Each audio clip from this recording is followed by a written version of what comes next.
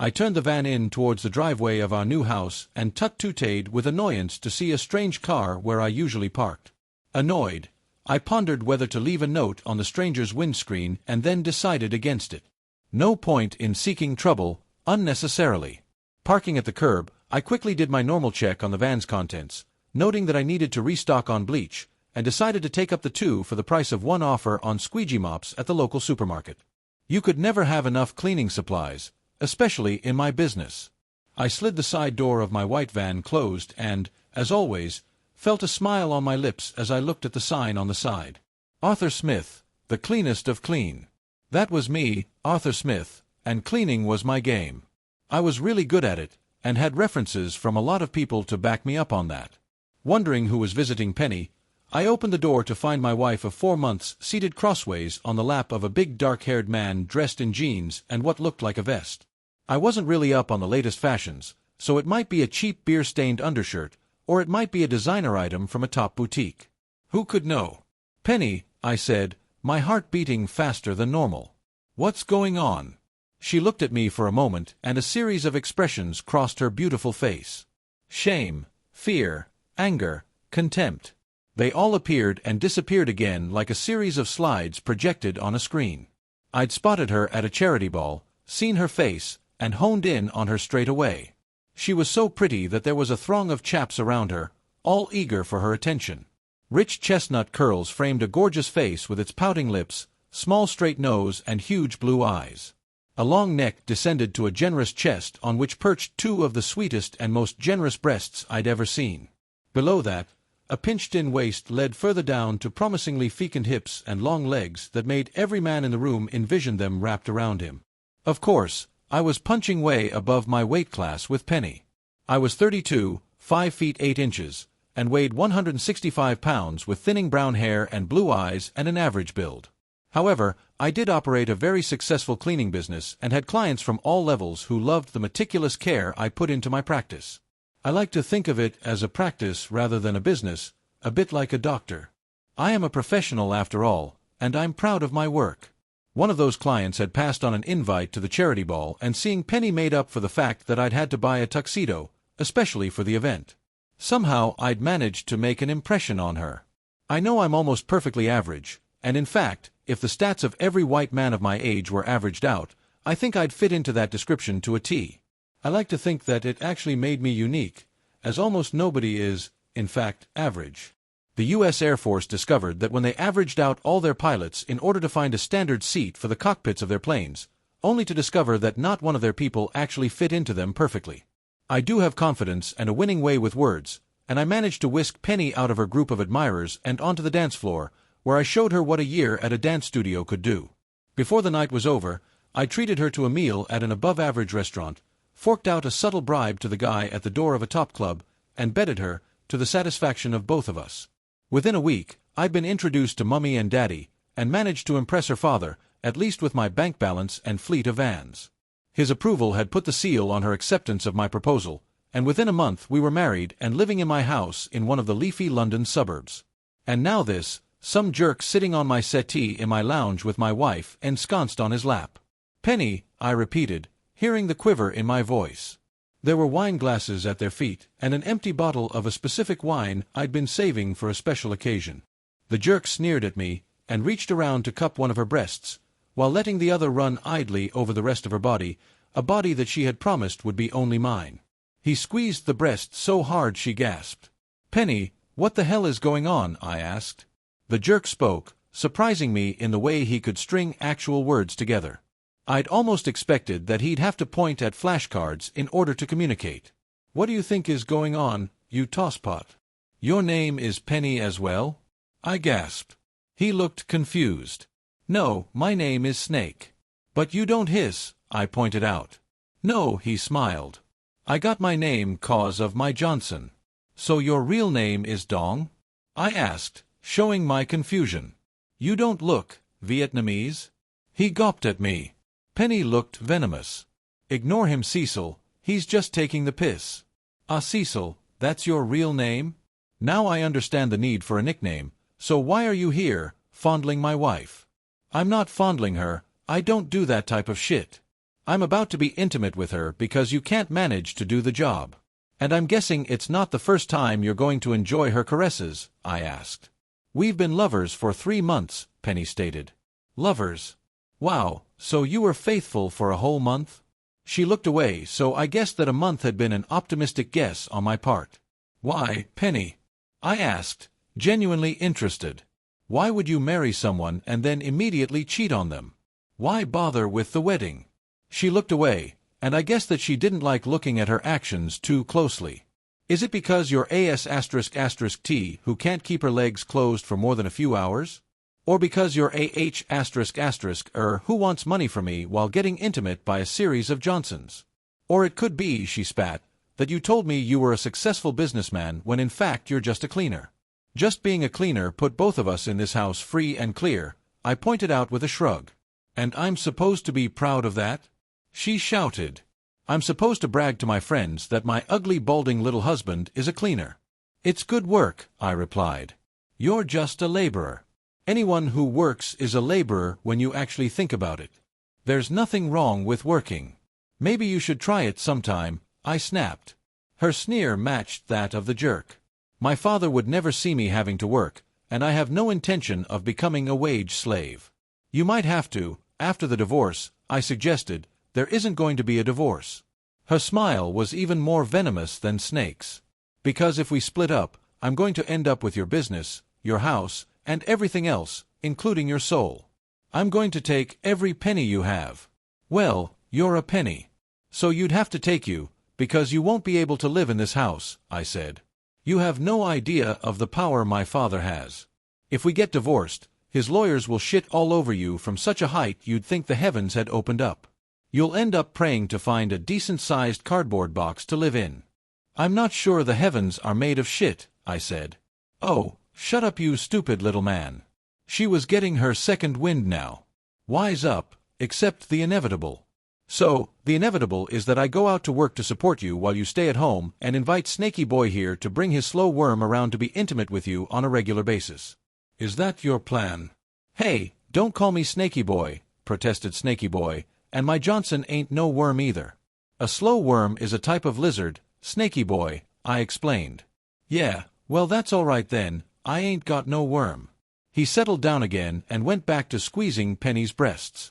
No, said Penny, looking annoyed that her diatribe had been interrupted, even for important lessons on the correct nomenclature of crawly things, and was determined to bring the conversation back to the most important thing, her. That's not how it's going to be. My surprise must have been evident. In fact, she continued with a superior smile. Snake will be living here with me. You can move your things to the second bedroom. Ah, I see. I'm the C*****Ed husband in this scenario, serving his Johnson and your bull?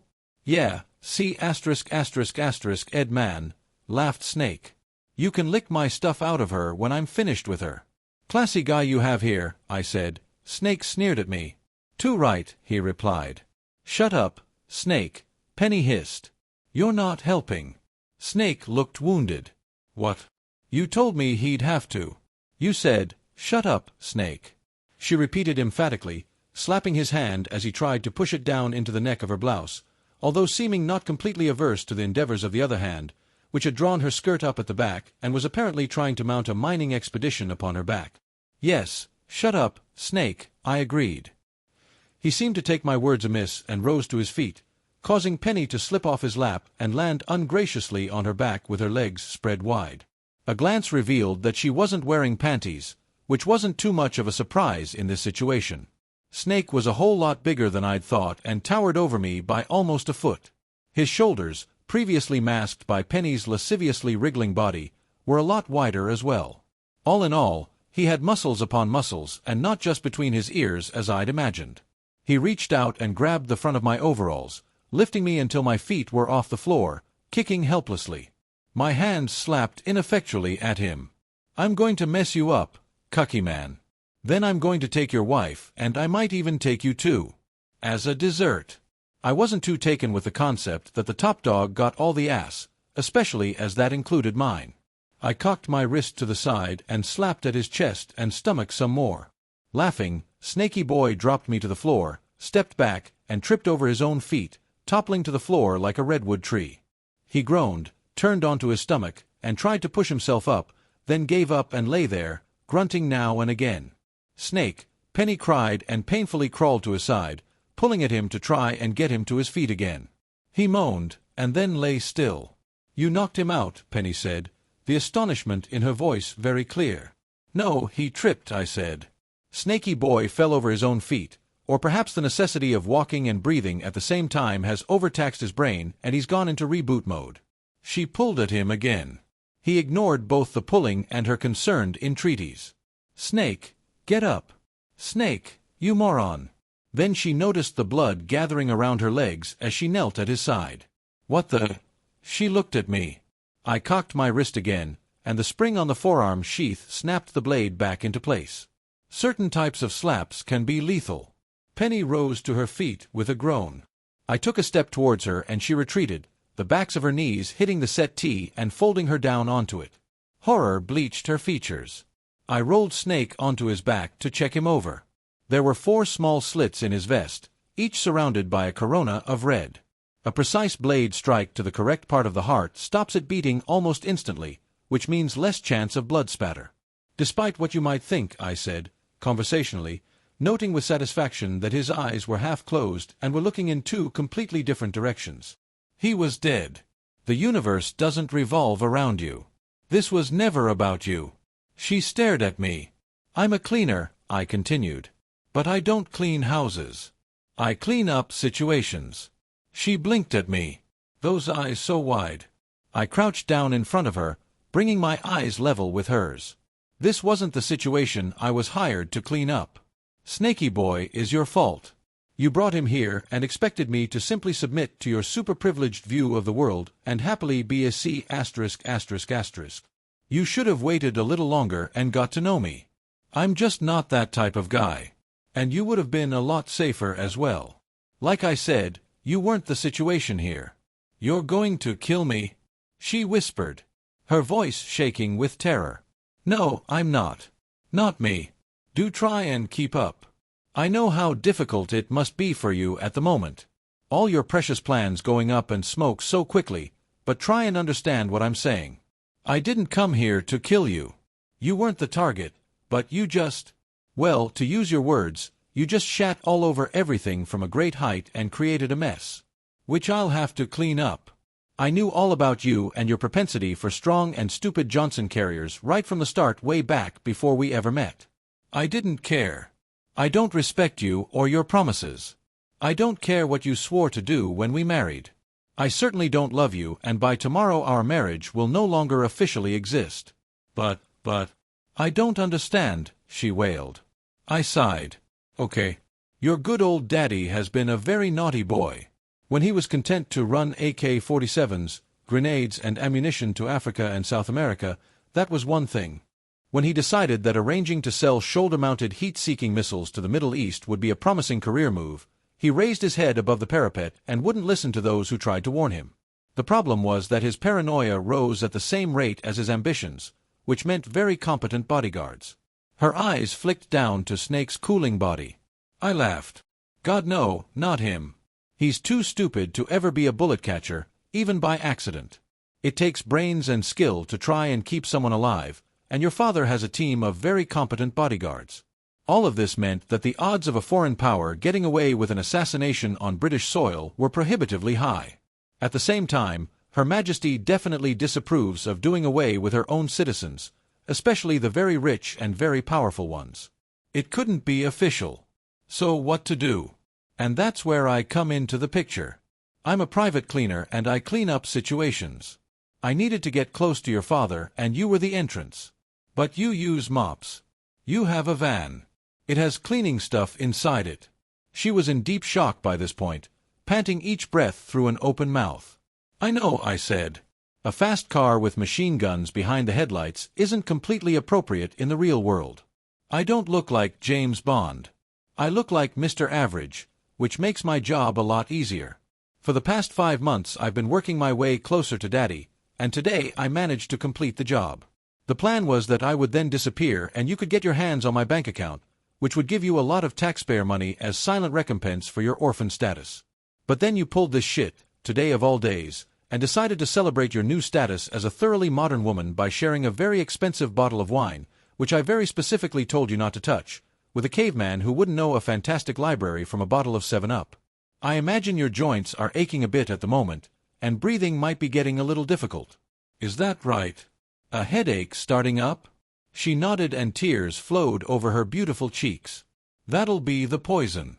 You really shouldn't have tasted the wine. If it's any consolation, I really am sorry it came to this, but I have to get to work now, so you lean back and rest, and it'll soon be over. There won't be any pain. I patted her hand. I didn't dislike her. She was an overprivileged ass with some weird ideas of what a marriage actually meant, which offended me to some degree. But I couldn't hate her. She mumbled something, and I drew close to try and hear. Sorry, she said. I felt an unexpected deep pang of sympathy and sat next to her, took her in my arms, and held her for a long time until her breathing finally slowed and stopped. With a sigh, I texted on my phone. Done. There was no reply. I didn't need one. A very adequate addition to my bank account was all the reply I hoped for. I made a call. Hi, honey. The contract's finished and I should be home by tomorrow. A drawling voice that seemed to epitomize the infamous Southern belle of magnolias, mint juleps, and half the Civil War movies of Hollywood sounded in my ear. Good to hear, honey. I don't want you taking any more of these long assignments. You hear me, James Kirby? The baby's about due, and as my husband, your place is at my side. I can't wait to get there, Mrs. Kirby. I've missed you so badly. Hug the kids for me, all right? And all my love to you. Sometimes when a young Englishman civil servant of a sort takes a trip and gets lost in the southern states of the USA, he might meet a woman who puts the heat of the South into his heart and soul. And he marries her. And when she understands his work and is fine with him doing it, it's even better. I pictured her in my mind, then sighed, and went out to the van, going over all the disposal work I was going to have to do, starting with carrying all those gallon bottles of acid up to fill the bath. A cleaner's work is never done. And so, we've reached the end of today's story. Was it what you expected, or did it take a twist you didn't see coming? I'm curious to hear your thoughts. Share them in the comments below, and let's get a conversation going. If this story kept you hooked, make sure to hit that like button. And if you're new here or just haven't subscribed yet, now's the perfect time to join our community. I bring you fresh, captivating stories every day, so click that subscribe button and turn on notifications so you never miss out. Thanks for watching, and I'll see you in the next one.